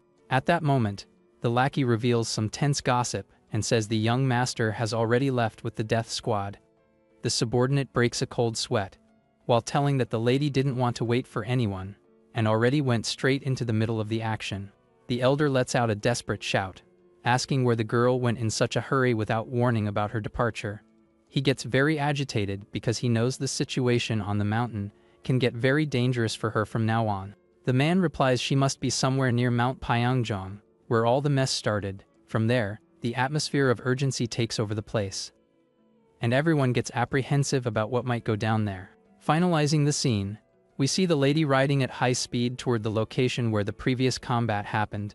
She is determined to find our hero and discover what the real strength of this hidden escort master is. At that moment, leader Umunhai keeps riding swiftly while focusing her gaze on the uncertain destination of that forest. Thus, the sun sets, revealing the trail of destruction left by our hero's overwhelming force at the location. Soon after, Hyung Pyo aids the wounded leader Mao Yuk, who is in a very critical situation after the brutal combat. At the same time, the surviving porters watch everything terrified, not believing they're still alive by a miracle. Facing the situation, Tang Chil Jai suggests hiring another agency, but the elder insists on keeping the current group until the end. Because of that, the guy questions how to trust such a beat-up team, but soon remembers the uncle's powerful strike. So, he congratulates the old man for mastering the secret heavenly thunder technique so perfectly and uniquely. However, the elder reveals he wasn't responsible for that overwhelming attack that decimated the assassins on the mountain. Hearing the answer, the young man is totally floored and asks who would have such power to do that alone. With that, Tang Ho Guan points to our hero and states that mysterious porter is the real culprit. At that moment, Dan Hyung Woo stays with his neutral face while feeling the master's heavy gaze on him now. From there, the elder approaches and asks what secret sect the guy really belongs to in the martial world. With a confused look, our MC says he doesn't understand anything about sects or commonplaces of learning. Remembering the past, he states that Chiankia never taught real martial arts to any child in the cave. So, he explains they were thrown into heck, and that's why his techniques belong only to himself. Dan Hyung Woo reflects on his strength, explaining that everything he achieved was the fruit of life, or death battles fought for a long time in that terrible place. Faced with the situation, our MC states with all the calm in the world that he doesn't have any technique from a specific sect and remains just himself. Hearing this, Tang Ho Guan is completely shocked and asks how such an absurd skill level could simply fall from the sky like this without a master. With a very harsh tone, the elder complains about the way the guy talks to a senior of the martial world, and Hyang Pio notices the drama is getting ugly. Trying to save his friend's skin, warrior Hyang Pio steps into the middle of the conversation and makes up that Dan Hyang Wu just lived alone in the mountains and doesn't know the rules. Meanwhile, old Tang watches the guy and wonders if he's just an arrogant type who trusts too much in his own brute strength, but recognizes they need that power. Taking advantage of the silence, Hyang Pio whispers for our hero to keep his mouth shut, because talking too much will only draw even more trouble for the escort group. Suddenly, the elder stares at Hyang Pio and comments that actually he has much more impressive skills than he appeared to have at the start of the mission. So, Tang Ho Guan orders that the guy take command of the trip in place of the wounded leader, so that the one who used the heavenly thunder can keep acting in the shadows. The reveal leaves both our MC and his companion jaw dropped, because no one expected such a sudden promotion in the middle of all this mess in the forest. Slumped on the ground, leader Ma Yuk agrees with the decision and warns he'll go back to the agency in search of reinforcements while trying to stop his serious wound. Looking at the porters who were left, the former boss points and says that now everyone's fate there is in Hyang Pio's hands from today on. Reflecting on the weight of this new mission, the guy understands someone needs to take responsibility so that the survivors manage to reach the final destination safely. With a lot of determination, Hyang Pio accepts the position of new leader and promises he'll take the valuable cargo to Sichuan even having little command experience now. Finally, Tang Ho Guan decides the group should rest to recover their energy and warns that the official departure will happen only the next day very early. Tang Chiel Gi is totally without understanding anything while trying to process the absurd strength he just witnessed on the field. So, he questions how a simple newbie can be a supreme master capable of using the legendary Heavenly Thunder. From there, the Hanem Agency's journey continues under Hyang Pio's command while everyone tries to rest a bit. Meanwhile, Ma Yuk rides desperately through the night to warn the headquarters about the deadly ambush they suffered in the forest. Because of that, he fears that Dan Hyang Wu alone won't be able to protect everyone in case the enemies return to attack. Faced with the situation, the escort leader feels a shiver down his spine and lets out a shout of fright noticing something weird. Right after, he realizes another sinister presence is moving rapidly in the same direction and needs to run more. At that moment, the reflection of a dangerous weapon shines in Ma Yuk's eyes, revealing that danger is very close now. Thus, a deadly chain emerges out of nowhere and hits the warrior with a brutal force while he was still trying to flee. With the impact, the man is thrown far from his horse and blood gushes, painting the night scene red. At the same time, the chain scythe cuts through the air with absolute precision, showing that the assassin doesn't miss his target. Suddenly, a group of shadows lands on the road, revealing more masked warriors ready to fulfill their secret mission. Those there are the Ghost Mask Hands, belonging to the elite unit of the dreaded Blood Demon Boy at that location. With a cold look, the assassin warns that the rat was duly eliminated and now the way is clear for them. Finally, the villain states that the next target on the blacklist is the Zhou family, and the chaos promises to increase even more. In the Zhou family mansion, Boss El Hyan and his subordinate work hard until late at night to finish the job. The subordinate suggests stopping for today, but Zhou El Hyan states he doesn't like leaving work and training piled up. While writing, he suddenly changes his look upon feeling something very weird coming from the outer yard of his residence. At that moment, time seems to freeze, and a single drop of ink falls from the brush, creating a huge tension in the environment. Breaking a cold sweat, the leader wonders what absurd killing intent is that which is approaching the location rapidly. Before any reaction, the silence is broken while the ink stains the paper in a very sinister and heavy way. Right after, the piece ends for good, and the guard's vital fluid starts gushing everywhere in the family mansion. One of the warriors tries to shout for help, but ends up being hit by a blade before even managing to finish the warning. Realizing the worst happened, Joel Hyan faces the invasion and comments he already expected an attack like this in his home. So, the Ghost Mask assassins invade with everything, under the order not to leave even an ant alive in the place. Furious, the family head draws his weapon and charges in, wanting to know who are the crazies that dare attack his home. But suddenly, one of his subordinates shouts for him to back off and stop his advance right now. Not understanding anything, the master looks back and asks what on earth the man thinks he's doing at that moment. With a dark look, the warrior explains the enemy's killing intent is something out of the ordinary and impossible to stop. While they discuss, the massacre remains intense, and the Joe family members fall one by one before the cruel masked ones. Because of that, the master warns that his daughter needs to go to another safe place right now. Right after, we hear the sound of hurried steps echoing through the dark corridors of that large mansion. At that moment, Jo Seol-yeon gets a huge fright seeing someone entering her room desperately.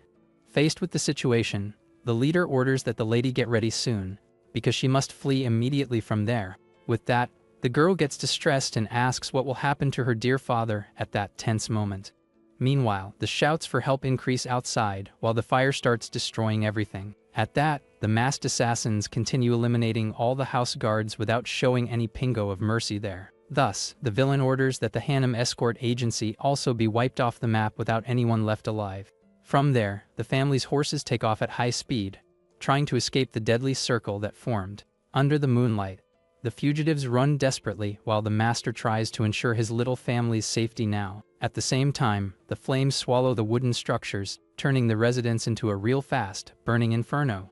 Jo Seol-yeon looks back, shocked to realize the fire has already reached the Hanam agency headquarters too. Thus, the girl's father warns her not to stop for anything, because they need to get out of there soon.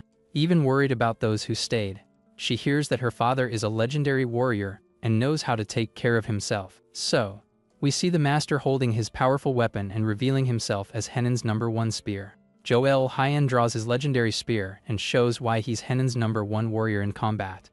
With a quick movement, he causes an absurd explosion that makes the mansion structure tremble completely. Faced with the destruction, everyone realizes that in the Heeching region, no one can go toe-to-toe with the master. At that moment, the masked assassins watch the Joe family leader's power and stay on total alert. Even surrounded by many enemies, the veteran warrior keeps his gaze firm and doesn't show any pingo of fear.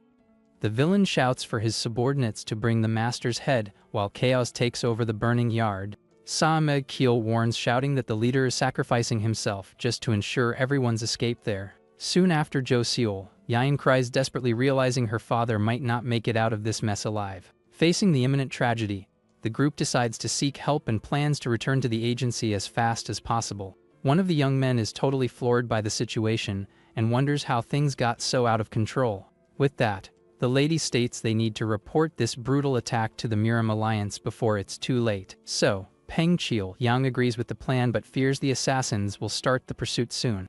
Faced with the uncertainty, Sa-meg-keel fixes his gaze and starts thinking of the only person capable of saving them now. He remembers the epic scene on Mount Hyongsen when our hero defeated all the bandits alone. From there, the man decides that if they can't trust the alliance, they must seek Dan Hyong-woo's support. Jo Seol-yeon flees desperately and asks that her father manages to come out alive from that dangerous and very tense situation. With that, the small group of survivors rides at high speed through the dark road to escape the cruel assassins. Faced with the situation, Sa-meg-keel warns they need to soon reach the escort group that left for the Sichuan region. While crying, the girl believes our hero will know exactly what to do to help them in this big problem. At the same time, she looks back with a heavy heart and hopes her father survives the terrible massacre in the mansion. Right after, the masked assassins watch the burning mansion while the guards' bodies stay scattered on the floor. At that moment, we see Jo Il-hyun's firm hand holding his legendary spear while blood drips over his torn clothes. Because of that, the master demands to know who are the invaders and for what reason they decided to destroy his family that way. But the criminal's leader just lets out a sarcastic laugh and shows that he doesn't feel any remorse for what he did there. Facing the master, the villain states he won't waste time explaining anything to someone who is about to pass away soon. With that, Jo Il-hyun shouts for the enemy to show himself soon and fight like a real man in that burning yard. Right after, an overwhelming shockwave explodes on the spot and destroys what remained of the Joe Mansion buildings. In that instant, we see the reflection of the end in the master's eyes, while the final blow approaches with a fatal speed. At that moment, the fallen master questions how that monster is still around, and he says he abandoned his old name forever. Facing the ashes of what was the Joe home, the villains decide to hunt the rest of the bloodline to finish the dirty job.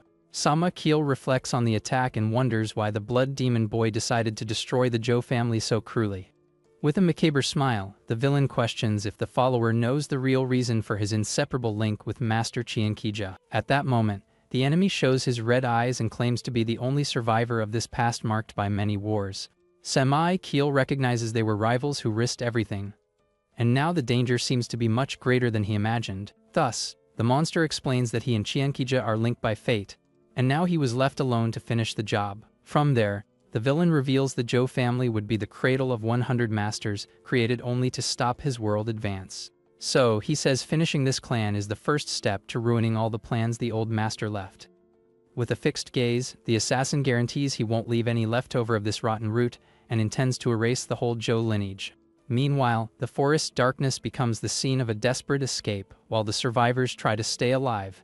Saima Keel notices the pursuers are glued to them and hopes to find the main escort to have a defense chance. Out of breath, young Peng Chiel fights his own exhaustion while trying to guide his horse through the trees of that brush. Right after, the guy continues his frantic journey through the night and feels the assassin's presence is getting stronger.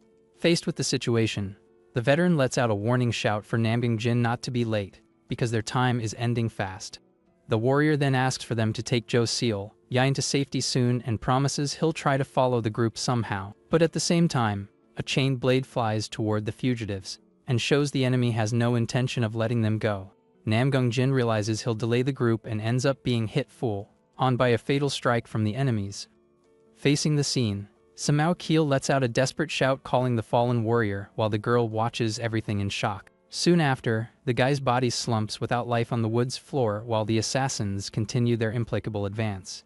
Seeing the brother defeated, Zhou Seal Yain screams desperately amidst tears, not believing what she just saw. Meanwhile, the masked assassins move like fast shadows among the trees and keep the pursuit focused on her. Amidst the rush, one of the villains finally reaches the girl's mount and warns, with a mean tone, he captured her. At that moment, dread takes over Zhou Seal Yain, who lets out an agonized shout upon losing control of her horse. Because of the sudden impact, the lady is thrown to the ground, and the night's darkness seems to swallow any chance of rescue. At the same time, the masked executioners gather around the fallen bodies to ensure no one else manages to flee from there. Fallen and very wounded, the old master reaches out his hand and calls softly for his daughter's name in a last desperate effort. Crying bitterly, the father reflects on how she was the only person he really wished to protect with all his soul. On her knees on the grass, the young lady wonders if her father and brother were really defeated by those soulless monsters.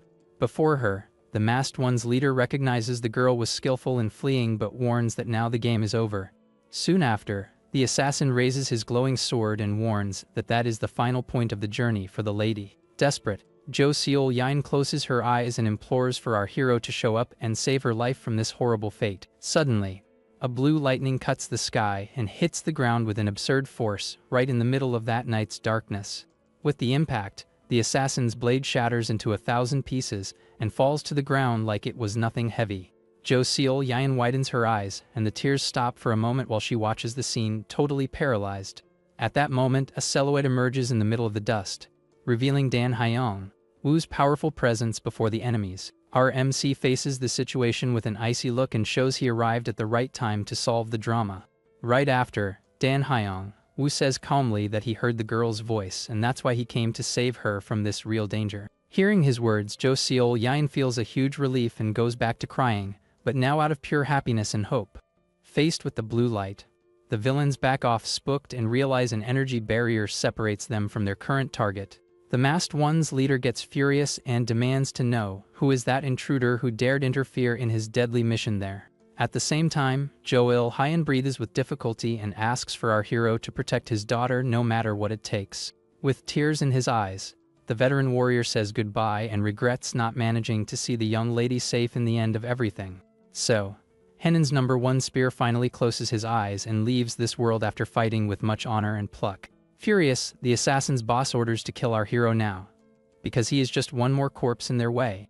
Ignoring the enemies, Dan Haiyang, Wu puts his hand on the girl's head, and she wonders what she's feeling now. From there, all of Zhou Seal Yain's fear and tiredness vanish like melting snow under her savior's touch. Dan Haiyang, Wu asks her to wipe the tears while facing her face with a very firm and chill look. At that moment, the guy warns he'll finish this fight fast and faces the villains surrounding him in the yard. With that, our hero takes off at an insane speed and starts attacking the assassins with very precise movements. Right after, a flash of energy cuts the air and hits several enemies who can't even react to the strike. So, the masked ones let out shouts of agony while wondering what kind of unknown martial art is that. Faced with the situation, Dan Hyung Woo releases all his power and finishes the technique with lightning destroying everything around. Because of that, Jo Seol Yaeun is in total shock seeing almost 20 men turn to dust in a single instant. From there, the lady watches the guy's back and thinks she'd like to have half of that absurd strength. While silence takes over the spot, she wonders if she could have protected her family with that level. With that, our hero walks to a rock and puts his hand on it with a very serious and heavy look. At that moment, the guy makes a silent promise that he'll give a dignified rest to those who went away. Desolate, the girl approaches and asks what path she should follow now that her world was destroyed by the villains. So, Jo Seol Yaeun regrets the fact of being completely alone without the support of her father or her brother. Upon hearing about loneliness, our hero stops for an instant because that word brings very bitter memories of the past. From there, he recalls that he also survived the real heck alone before finally managing to escape to this world. With that, our hero reflects that the girl was the first to reach out her hand to him and decides he'll return that gesture now. So, Dan Hyung Woo tells the young lady just to live, and she is totally surprised by what she just heard from him at that moment. Thus, he asks for her to honor those who went away and live doing exactly what she wants with her own life without any fear. Faced with the situation, the lady wonders what she really wants to do while tears still drip down her reddened face. Right after, the girl states with much determination that she also wishes to join the escort mission from now on. At that moment, our hero holds her arm firmly and leaves her not understanding anything of what's going on there with him. With a serious look, he warns they're leaving now and asks for her to hold on very tight so as not to end up falling on the way. Surprised, the girl asks what he means, but doesn't even have time to finish her sentence before the guys hurry at her side. From there, a blur cuts the air at high speed while tree leaves fly to all sides because of the wind. Jo Seol Yaeun widens her eyes upon realizing she is being carried through the heavens in a movement almost impossible to believe. She thinks this is much more than a common lightness technique because it feels like they're really flying among the clouds. Because of the absurd speed, all her tears are blown away without leaving any trace on her pretty face. Hyung Woo only wanted to take her fast, but this gesture brought a comfort greater than any words said in the world at that instant. Watching his profile, the young lady admires how the guy makes it look like they're just out for a very peaceful stroll through the sky. At that, she remembers her uncle was a great master, but Dan Hyung Woo defeated those assassins in a blink of an eye now. Curious, Jo Seol Yaeun asks how the guy is so strong even being young, and with that she is very admired with his power. At that moment, our hero explains that fighting for life for a long time generates this absurd and very tough result. Amazed by the answer, the girl asks against whom he fought so much, and the guy replies bluntly that they were demons. Thinking if they were monsters, the lady questions the term, and our hero states she can see things that way indeed. From there, Jo Seol Yaeun asks for the young man to tell more about this bizarre story of his past that went down in the cave. Faced with the request, our hero stays silent for an instant and seems lost in very heavy memories of his old life. To talk of this heck, the guy remembers when he faced giant creatures with a thirst for blood during his heavy training. Right after, the memory of his 99 gone friends arises in his mind in a very sad and very tense way. With that, Dan Hyung Woo recalls Cheong Kija's face while needing to survive in that cursed place facing constant dangers. Because of that, our hero regrets that the old man passed away and took from him the chance of finally getting his final revenge. Thus, the guy decides he'll tell this story at another time, because the focus now must be the lady's safety there. Running without stopping, the place where they fled without rest was the meeting with the rest of the Hanem agency caravan. Suddenly, the girl widens her eyes upon recognizing a known face that was in the middle of the way through the dark forest. With a shout, she calls for Uncle Hyung Pyo, who is totally without believing seeing the lady appear there in a sudden way. So, we realize that that was the last escort agency group and Dan Hyung Woo was finally with them. Thus, Hyung Pyo reveals that deep down he simply doesn't believe that Cheong Kija has really passed away in that place. Faced with this revelation, the girl is totally without ground while trying to process this so heavy information in her mind. Our MC faces the man and asks if he really thinks that monster stays alive in some place in the world. At that moment, a totally unexpected news hits everyone and changes our hero's revenge plans now. With that, The two keep moving rapidly through the forest to find the rest of the escort group that stayed behind. The lady tries to keep the calm, but the worry with her family's future is something that tightens her chest at each step. Upon finding the group, Hyung Pyo runs in their direction and asks desperate what happened with the lady in this escape. So, he is in shock upon knowing the Hanam agency and the Jo family were totally wiped off the map by the enemies. Faced with the tragedy, the porters go into panic and wonder what will be of their lives from now on the road. With much sadness, Jo Seol-yeon asks for apologies for bringing such horrible news in the middle of an important escort mission. But the warrior comforts her saying, she is the one who is going through the greatest pain in the world in this moment of total loss. At that moment, Hyung Pai realizes the whole group's morale hit the bottom of the well after this cowardly ambush. Thus, he understands he needs to find soon a smart way to take everyone out of this complicated and dangerous situation. With a firm look, he remembers they still will receive high cash if they finish this escort with success until the end. Right after, he states they can rebuild the Hanam agency because the lady stays alive and safe with them in the group. Jo Seol-yeon looks at Uncle Hyung Pyo and realizes he is trying to give hope to all the survivors there. With that, she understands it's not time to cry, because there still exist people of her family that depend on her leadership. At that moment, the lady decides she'll get strong like our hero to manage to avenge her father and the whole Jo clan. Faced with the situation, Dan Hyung Woo asks if they only need to start the trip again and waits for an answer from the group. So, the team agrees and decides to resume the escort mission following the original path by the dirt road. At the same time, an older man warns his companion not to get distracted with the girl's presence in the group. Because of that, he confesses he was spooked when our hero vanished, and would accept even a tiger to protect them. Right after, the porters go back to running at high speed accompanying the Hanam agency's heavy wagons. While running, Jo Seol-yeon remembers our hero said, having fought against monsters for a very long time in the cave. But the young lady wonders what bizarre place that would be, cause she never heard of something like that in all her life. With much curiosity, the lady asks for him to tell more details about what happened during that conversation in the forest. Our hero then asks if Kyeonggi-jae really kicked the bucket and faces the horizon with a very doubtful look. From there, Jo Seol-yeon confirms the rumors say the old man passed away 10 years ago, leaving the guy thoughtful. Faced with the confirmation, Dan Hyung Woo regrets his revenge won't be able to be carried out if his target already left. Thus, Hyung Pyo reveals in a surprising way that deep down he doesn't believe even a bit in Kyeonggi-jae's passing.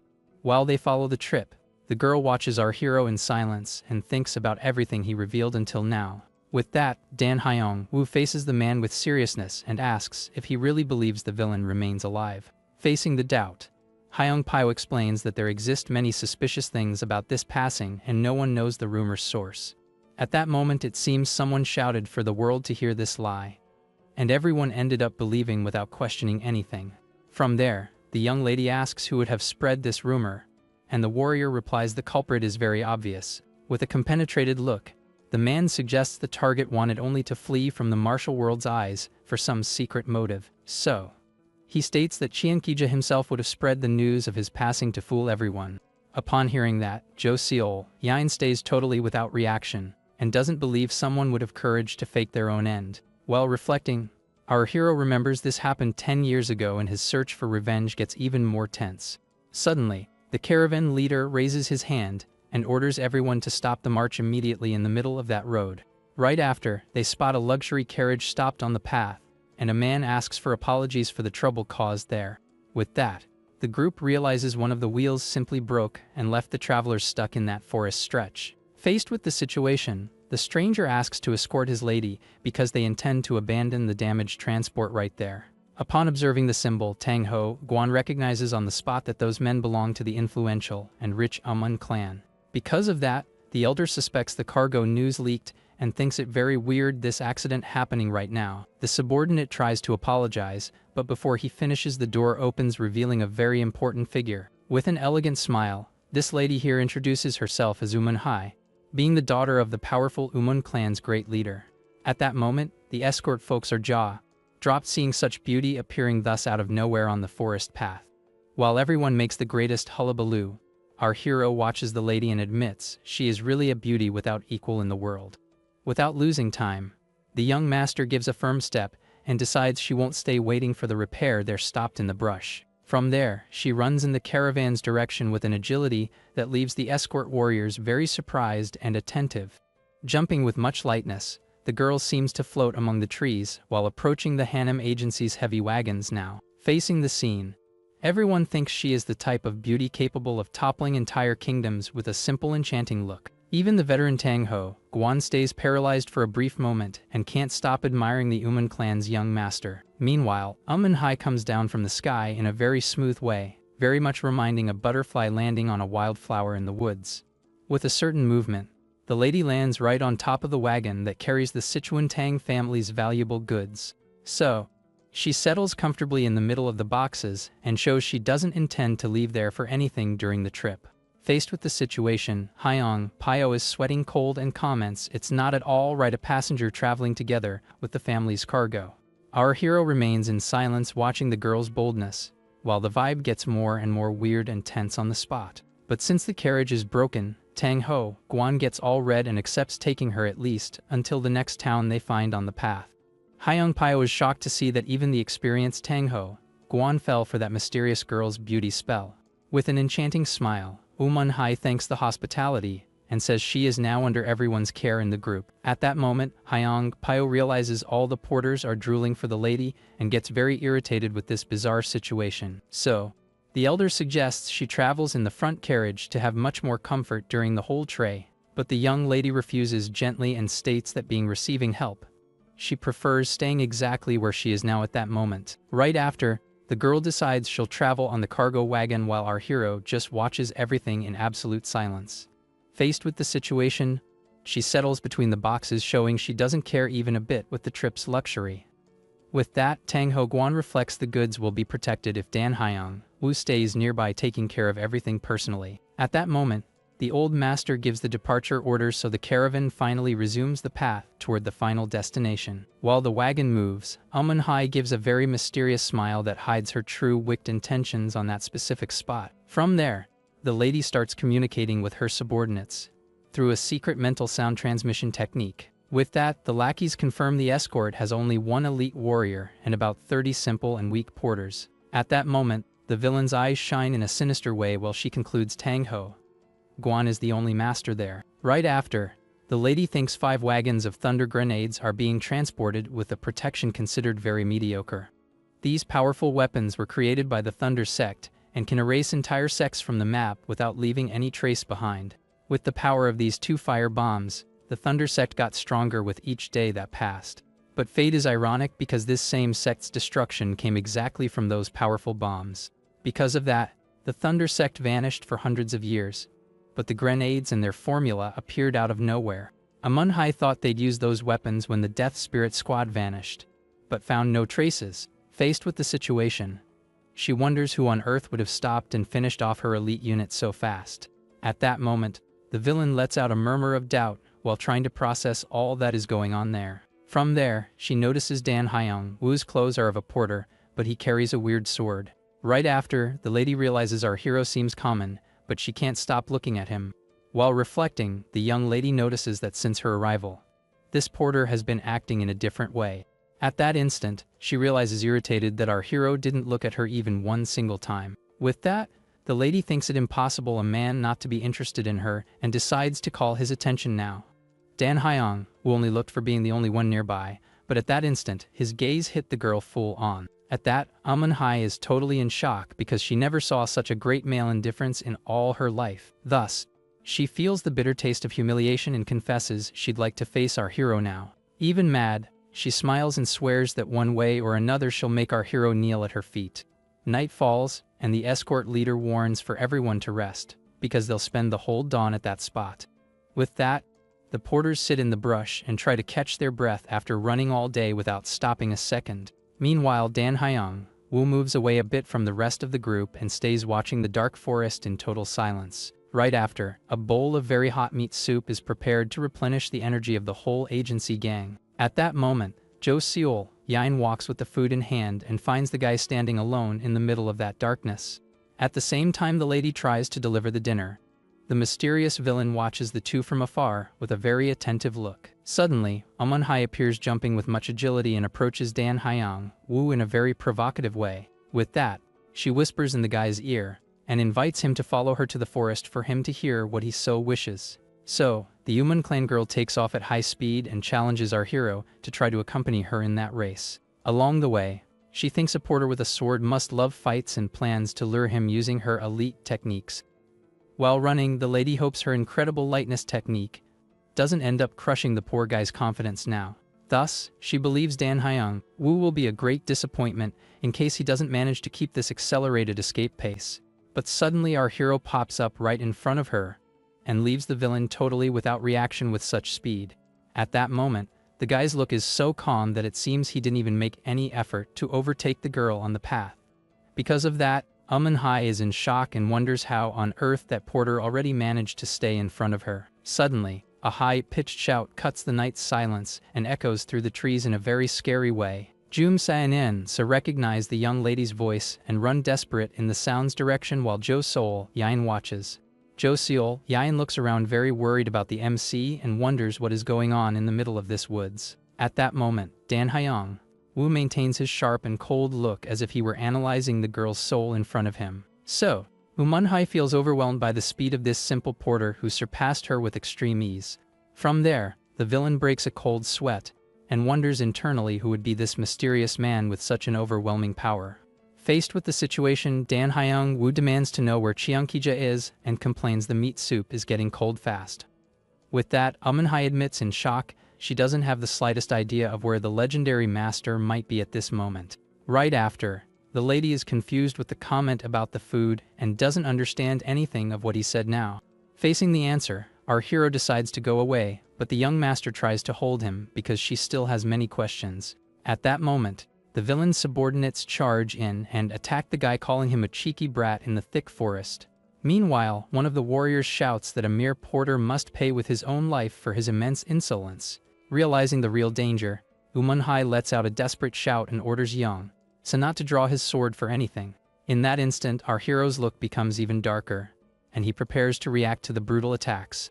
With an almost invisible movement, Dan Hyung Woo dodges the enemy's strikes and shows he is on another martial level. At that moment, the Human Clan warriors are totally lost looking for Dan Hyung Woo in the middle of that dark forest. Faced with the situation, Hai stays without words upon realizing the guy simply vanished in front of her without leaving any trace. Thus his blur cuts the night's darkness in a way so fast that no one manages to accompany his agile steps. Right after, Jo Seol Yain takes a big fright noticing our hero reappeared out of nowhere right at her side in the camp. At that, the girl widens her eyes without believing the absurd speed that the guy has in each of his movements. With that, she looks at her own empty hands and realizes confused that the soup bowl vanished in a blink of an eye.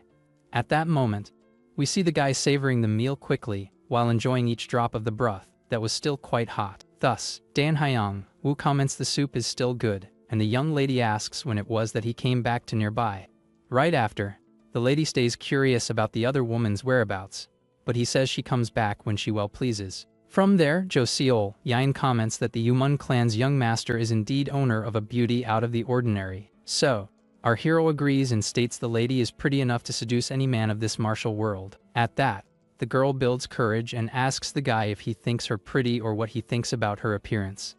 Thus, Dan Hyung Woo faces the lady with a very deep look while thinking of the answer he'll give her now. At that moment, silence takes over the spot, and the lady stays in the greatest expectation, waiting to hear something nice from her friend. With that, our hero states she is not as pretty as the other lady and leaves the girl with a broken heart. Our MC states he doesn't like pretty women and leaves the vibe very heavy between the two there in the camp. Faced with the situation, Jo Seol Yain stays totally confused and asks the motive for him thinking this way so weird and radical. With a serious look, Dan Hyung Woo explains that a pretty woman's temptation brings the end for who has no care. Meanwhile, Hai watches from far and guarantees her men she is sure this porter is the culprit. So, the villain states he must be the master who wiped out the Death Spirit squad with that strike. From there, the lady wonders who Dan Hyung Woo is for real and what type of life this mysterious man led before. Right after, the trip continues, and the Hanam agency group finally is arriving very close to the famous Sichuan region. Running without stopping, the young Jo Seol Yain reflects about the guy's words and tries to understand the meaning of so much danger. At that moment, warrior Hyung Pyo approaches the lady to talk and notices she seems to be quite distracted now. Faced with the situation, he warns her to take care because the vibe is getting more and more weird as they advance. Suddenly, a sound coming from the brush calls everyone's attention, and the tension increases a lot in the middle of that dirt road. Because of that, Elder Tang Ho Guan and young Tang Chil Ji feel the real danger approaching in a very aggressive way. With that, the old master reflects the only remaining danger before reaching the main house is the feared Black Snake Hall. This faction grew too much in the last 10 years and became the only force capable of threatening the Tang family's total power. At the same time, the sound of branches breaking echoes again and indicates a new deadly ambush is about to start there. The elder gets quite thoughtful and thinks all an absurdity. At that, he suspects a real information leak happened in the Tang family itself. Zhou Xiaoyan runs to warn our hero about the danger, but Haiyang Wu says calmly there exist about 100 enemies nearby. With that, the girl stays totally shocked with the revelation while the Yuman clan's young master watches the situation with much attention now. Amunhai wonders how he found out the exact number just feeling their presence. Thus she thinks this almost unbelievable. At that moment the attack starts for real and several warriors leap from the middle of the trees to try to surround the whole escort group on the road. Right after, the Black Snake Hall members advance with mean smiles. Because of that they show they're ready for the fight. While watching the movement, our hero comments that only some 50 appeared first to start this mess in the woods. Faced with the threat, Tang Ho Guan shouts for Haiyang Wu not to get involved because he wants the guy to focus only on guarding the valuable goods. So, the veteran releases his purple energy and starts attacking the opponents. With this he shows a skill that leaves all in shock. He states with fury that their group is more than enough to finish off the invaders. Right after he charges in without fear. While the fight goes down, Haiyang Pu approaches and asks our hero if he thinks everything will end well in the end of this drama. Our hero only watches the battlefield and says there is no need for worry. At that he guarantees the old man will win. With that the agony shouts echo through the forest while the enemies are hit. From there the massacre against the villains follows intense. Even if the Black Snake Hall evolved fast in the last 10 years, faced with the situation they didn't expect a counter-attack like this. From there the warriors led by Tang Ho Guan prove their value because for them the number of adversaries means absolutely nothing. Watching the combat, Amunhai starts feeling quite uncomfortable while realizing her plan is going down the drain for good. Faced with the situation the villain wonders if she underestimated too much the Tang family's power, and now the regret hits hard in her mind. She notices 50 men were defeated with an absurd ease, and this leaves her very worried with this mission's future. So, her subordinates warn that even sending more reinforcements the victory chances are zero and the defeat vibe spreads. Because of that the young master decides that backing off now is the best way to avoid the rest of her men passing away soon. Meanwhile the lady gets thoughtful about how to give the retreat order without calling the attention of who is nearby watching there. Suddenly our hero breaks the silence and says he won't stop her from warning the others and leaves the villain totally paralyzed. At that, warrior Jum lets out a shout of dread and wonders if the guy really managed to hear their secret conversation now. Right after, the villain understands our hero was intercepting their sound transmission during all this time in the woods. Faced with the situation, Dan Haiyang Wu makes a direct threat and warns he'll end each one of them if the retreat doesn't happen right now. By the guy's coldness, Amunhai feels in the skin that is not a bluff and the dread starts taking over her tired heart. Without other way out the young lady orders Yang Sa to deliver the retreat command immediately to save the lives that still remain there. With that the warrior obeys and runs through the woods while guaranteeing he'll come back to fetch his lady after fulfilling his duty. From there the villain admits her men escaped by luck and says our hero is impossible to be read now. At the same time the villain thinks his attitude very bizarre, but Dan Haiyang Wu had very specific reasons to act this way now. Our MC doesn't get bothered with the Yuman clan, but rather with an absurd killing intent that chills his nerves now. Meanwhile Tang Ho Guan prepares to act and shows his combat experience as something really out of the ordinary there. With one single movement the master defeats the Black Snake Hall group and clears the way with an extreme ease in the woods. Hidden in the shadows an assassin watches the massacre and notices his vanguard was totally wiped out by the warriors. But the villain reveals this first group was just a bait to leave the targets relaxed before the great final blow.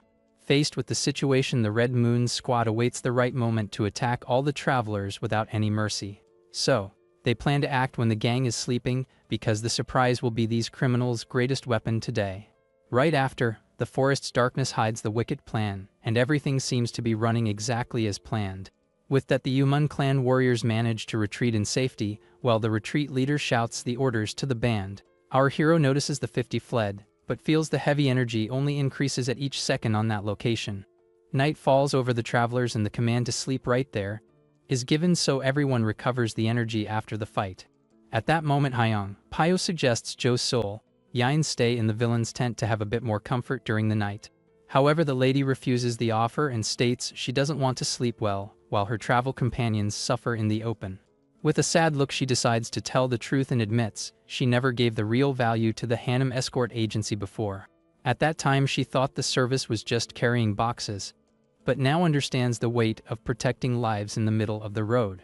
Jo Seol Yin comments that now she understands the real motive for the Hanam agency's peace being kept for so long. At that, she realizes all the warriors and porters risked their lives and asks when the guy got so strong.